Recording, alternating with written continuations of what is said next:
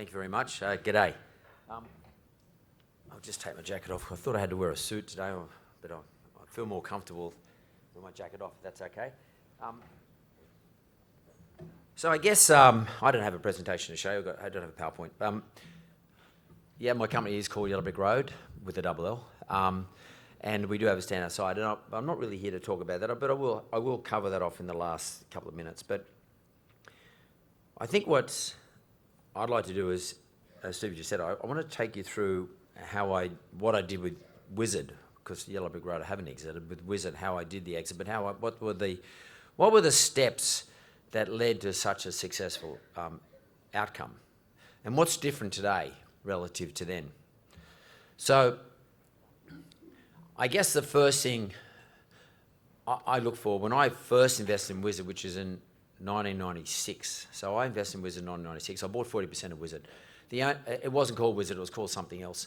And the only reason I bought into it is because the individuals that I knew were in this business were good mortgage brokers, and I thought it's really hard to get a loan today. That was in 1996. So I wouldn't mind investing in these guys, and I just did it as a small investment. I didn't get involved in it. Had nothing to do with it. These four brokers ran the business. They're making fairly good profits, and I got them one day to sit down and do a P&L, like and a 5-year plan, where it would look like in 5 years' time. And they come up with a view that in 5 years' time, they could have $500 million worth of mortgages over which they receive a commission. And that was going to give them a pretty good return. But what happened around that period of time, which is, I think this is a hallmark of successful investments, a certain tide started to rise. So I think if you're investing in any business, you need to invest in a rising tide. So I don't give a shit what it is. I mean, like anything like marketplaces. What Chris has created here, it's a marketplace. So marketplaces to me, online marketplaces to me, represent rising tides. And this one's a little better than a normal rising tide. This is a marketplace that matches people. So that's a good example of a rising tide.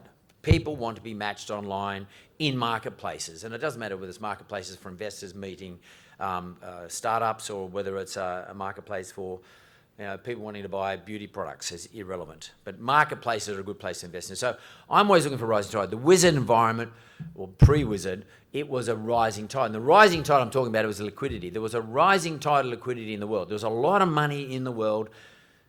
I'm not talking about borrowers. I'm talking about money supply. There was a rising tide of supply of money, or liquidity in the world globally, which had to find a place to earn a return.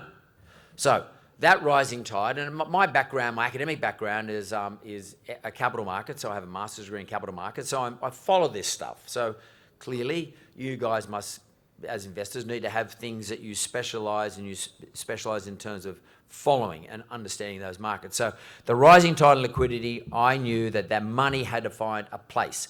So money, when it is rising, is basically a liability to the entity that holds the money. So if you invest in my bank, that's now a liability to me. It's your asset, my liability. But I got to put it somewhere, because otherwise I have what they call negative carry. So a rising tide can create a problem for the person who holds the dough. So I knew this was occurring. All around the world, particularly in the US, all the big funds were raising lots of money out of contributions and by investors and/or people who are trying to build for their retirement, as was the case here in Australia. So they need to find a place where they can get a return. Now, where's the best place for returns? Well, so happened in terms of Australia's asset classes, mortgage assets are one of the best performing assets in the world relative to risk. So, and what I mean by that is we have very low arrears, have always had very low arrears, we still have very low arrears and delinquencies in a global sense. So Australian mortgages are extraordinarily good performers, were and still are. The rising tide, though, was the money needed to find a house. It needed to find an asset to be invested in. So I then said to these guys who had 60% between them, I said, look, I'll buy the rest out. I want to change the company's name to Wizard, and I want to take it into mortgage-backed securities. In other words, I want to go out and start raising money from global funds, because it's a rising tide, there's a big demand there. You get it for cheap, relatively speaking. There was an environment here in Australia, a regulatory environment here in Australia, which allowed that to happen. That's not the case now, but allowed that to happen then. So we were a deregulated environment. Now we're much more regulated here as a result of the GFC and of various other things, royal commissions, etc. So there was a rising tide, a deregulated environment, an environment which allowed new entrants to enter. The cost of entry, the barrier to entry and the cost of entry was very, very low. So all of a sudden, Wizard became a good proposition to me. So I bought 100% of it. And then I looked for opportunities to build our brand. Now, today, brand building is a different proposition relative, because we're a retail business, is a different proposition to what it was back then. In order to build your brand in those days, you need to be in television, radio, and newspaper. Today, of course, we've got Instagram and LinkedIn and various other things. Much more efficient, much cheaper, much faster to the market, better turnarounds, better targeting. There's a 50 reasons why the environment's better today than it was back then. But I had a rising tide, which allowed me to access the thing I needed to supply. I had a oligopoly, which controlled a market, which meant they all priced at the same rate. That meant if I could reduce my pricing, if I could build a financial model that could reduce my cost and therefore reduce my price, or if I had the same cost but I had the ability to reduce my price because I didn't have the same overhead to run like a bank does, and if I could, what was my sensitivity? I could just slip under the bank's pricing, then I could actually take market share. And this game was about taking market share and building scale, but maintaining my costs or managing my costs. So that's why I bought 100% of Wizard. Now, I couldn't do this on my own. I needed to invest. I needed an investor, I should say, so I funded it to that point. But I needed an investor, not only who was going to put a large chunk of money into the business in 98, 99. So I bought it in 96. I launched it as Wizard in 98. Packer, the Packer family, I should say, invested in July 99, August 99. They put in $25 million. Now, that was a financially engineered deal. So they were my sort of first round investor. And financially engineered, what I mean by that is this. It suited them. They had a whole series of properties which ordinarily someone like me would have to advertise on, whether it's their magazines or whether it was their television stations. And I'd pay $20,000 for an ad, for example, and that'd be the end of it. It's just a transaction. They worked out that they had these properties which could build my brand, and instead of just me spending $20,000 per ad with them, why wouldn't they invest into my business and then leverage their own properties to build my business? Because that made sense, because they would then be a shareholder as well as that. So the engineering we did was, I will spend my money with you exclusively. I won't spend my money with any other person's properties. I'll just spend it with 9 properties, which at the time was sufficient properties to get me a good enough spread. They were a leading TV station, so that made sense. I will only spend my money, engineered like this, I'll only spend my money at what we call favoured nation rate. So you must give me the rate or the rate card that you apply to someone like Woolworths or Telstra, who were the biggest advertisers in the marketplace, which meant I probably got about a 40% discount to what I would ordinarily have to pay for a 30-second ad. And then in return, you will then give me promotion throughout your program. So you'll give me best of class. So if the footy show's on, you'll get me on the footy show. And on the footy show, I'll give 20 grand away or 10 grand away, but it'll be a 3-minute segment. So it'll be in program. In program is extraordinarily powerful. So I knew that if I did a deal with someone like that, so when I was doing a deal, I didn't want to just get someone's 25 million. That wasn't enough. I needed to get someone's 25 million where I could leverage up to 50 and make it 25 worth 50. Now, no one's going to do that for me unless I give them equity in my business. So the deal was they got 50% equity. So I was able to give away 50% equity in Wizard in return for me spending the money with them and then promoting our brand. I knew my product was right. I then had to build a distribution. So as an investor, Packers were very happy with our distribution platform. In other words, the way we distributed our product. No cost to me because it's franchise-based. There is a cost, I have to support the franchise, but I'm not running and renting the premises. I'm not employing people. I'm just paying away sharing part of the revenue from the sale or from the transaction. So the Packers like that sort of distribution model. So what have I got here? I've got a rising tide. I've got a partner. I've got financial capital, enough to keep me going for a couple of years. I've got a a partner who I could leverage that financial capital off in terms of building our brand. So I had the perfect ability to build a brand. Today it's slightly different, but I had to advertise on TV because that was the most powerful way to advertise in those days, not so much today. And finally I had a very good distribution, so I could distribute this good product. And I was able to price, because my costs were really low, and because it was global liquidity, I could access money at the same price the banks could because of the deregulated environment. So it was a perfect storm, absolutely perfect storm. Today, though, in financial services, that just doesn't exist. I don't care whether you're talking about fintechs, whatever you like.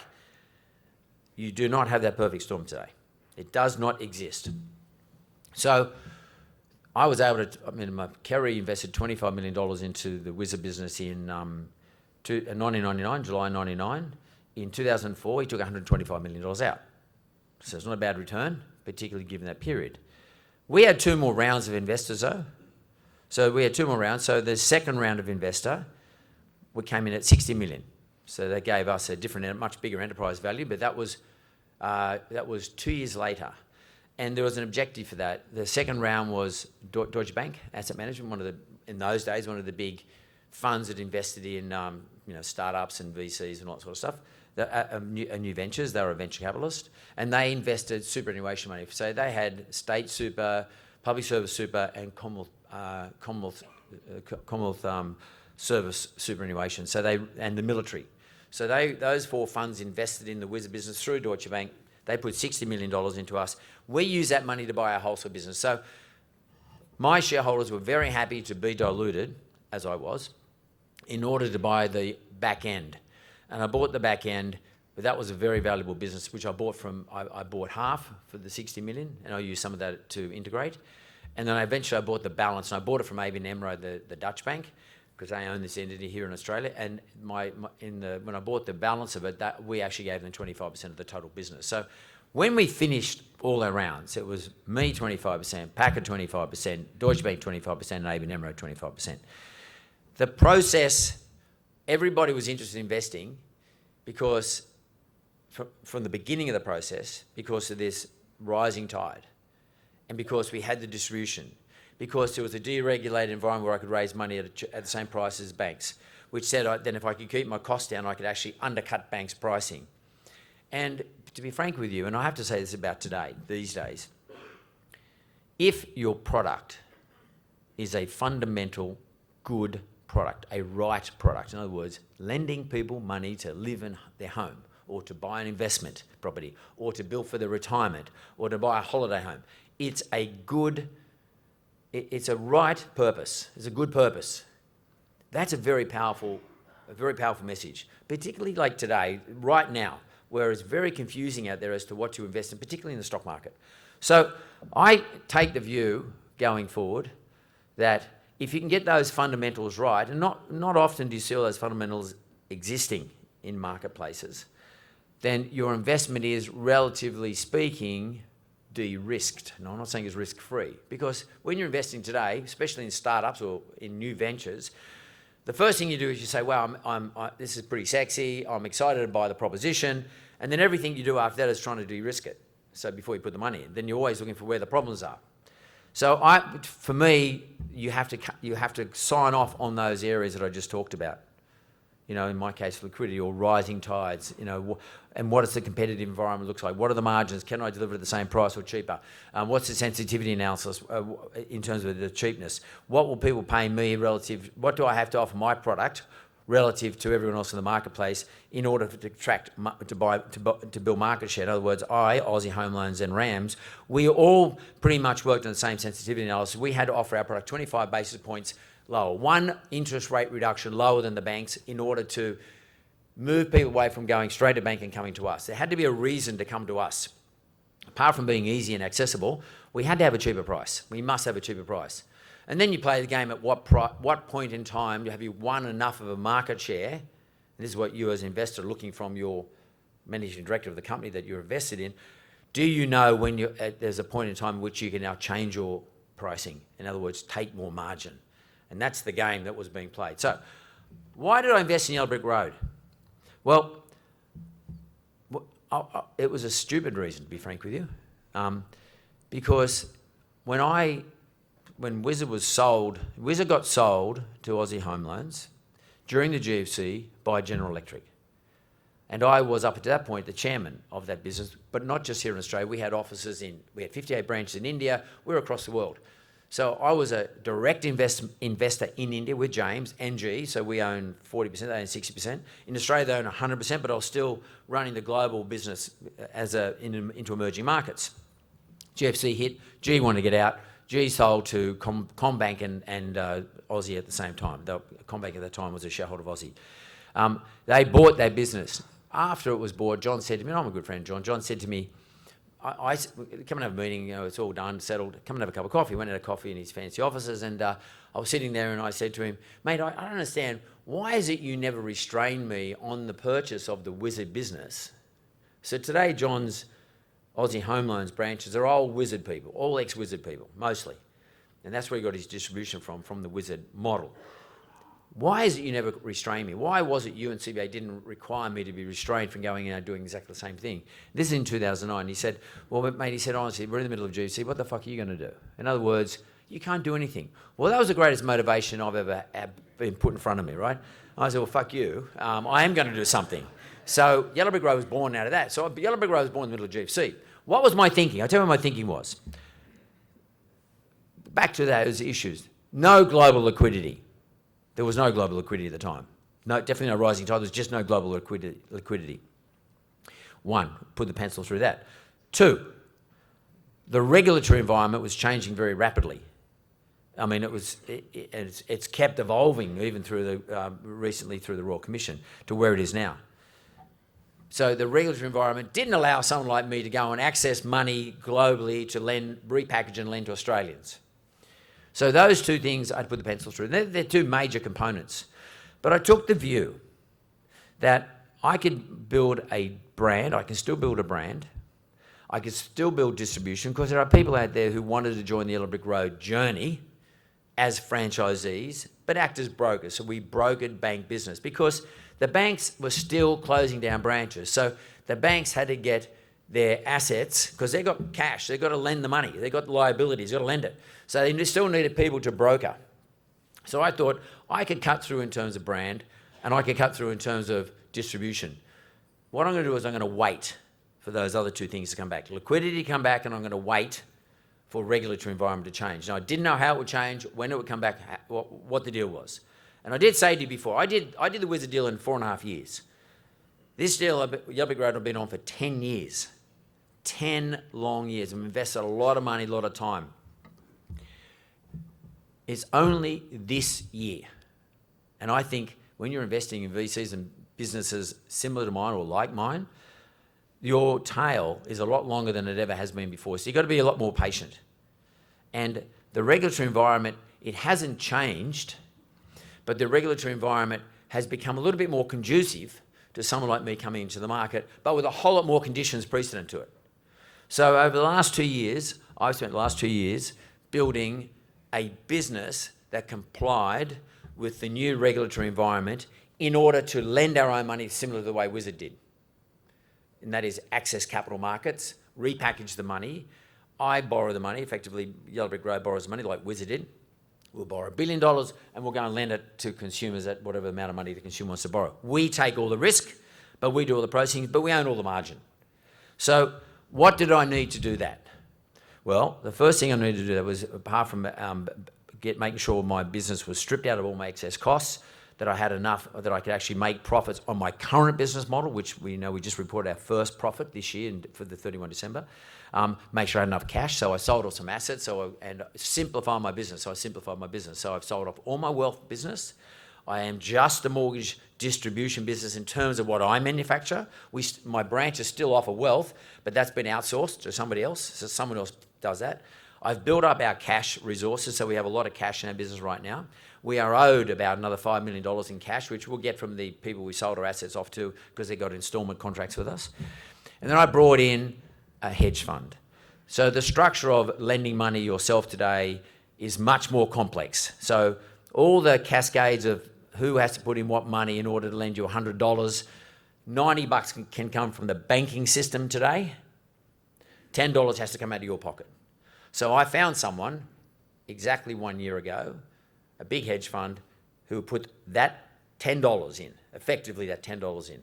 So we announced last Friday that we had signed off on all the conditions we had to sign off with a major Australian bank to give me a warehouse. And we have announced some time ago that we built a hedge fund into our business who's going to put in that $10, so to speak. So where I'm at, to finish off, Yellowbeck Road, come 2 weeks, will be selling its own mortgage product into a market segment which is going to be largely directed at the people that my mentored business talks to, small business owners, self-employed people the banks don't want to lend to. Sure, our interest rate's going to be slightly higher, but these people have no choice. The cost of my funds is slightly higher, but nowhere near the higher amount I charge at retail rate.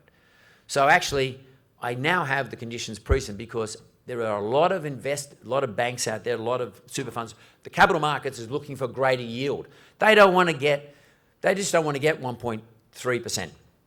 Like you, they're looking for greater yield. If I can lend money to someone at 4.5% instead of 3.5% for a AAA rated loan, that means I'm prepared to pay more for the money I get, which means I will attract liquidity into my business, which is what Pepper does. And Pepper, as you know, is owned by KKR. So where I'm at, it's taken me 10 years to get those 4 things back into my business. Liquidity, operate within a heavily regulated environment, which, by the way, is a big barrier to entry for anyone else into this marketplace. I've got really good distribution across the country, which I've built over the last 10 years. We've got a good brand, and we know how to market, and we can market really efficiently. And today I have some big shareholders on my register still. So I would like to say to you, it's been an unbelievable journey.